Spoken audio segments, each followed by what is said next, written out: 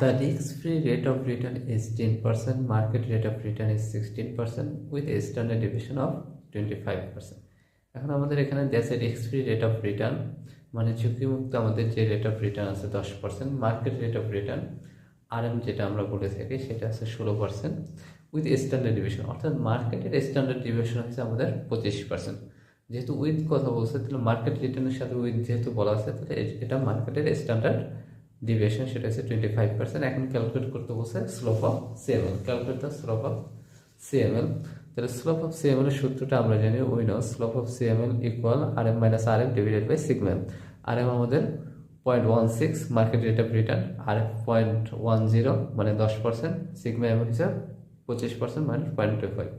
এখন বিয়োগ করে 0.06 থেকে এরপর ভাগ করব 0.25 দ্বারা, তাহলে আসে 0.2024। The risk-free rate of return is 10%, market rate of return is 16% with a standard deviation of 25%. এখন আমাদের এখানে দেশে risk-free rate of return মানে ঝুঁকিমুক্ত আমাদের যে রেট অফ রিটার্ন আছে 10%, market rate of return RM যেটা আমরা বলে থাকি সেটা আছে 16% উইথ স্ট্যান্ডার্ড ডিভিয়েশন, অর্থাৎ মার্কেটের স্ট্যান্ডার্ড ডিভিয়েশন হচ্ছে আমাদের 25%।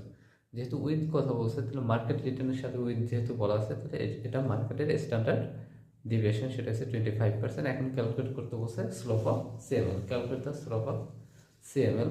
তাহলে স্লোপ অফ সিএমএল এর সূত্রটা আমরা জানি, we know slope of CML equal RM minus RM divided by sigma.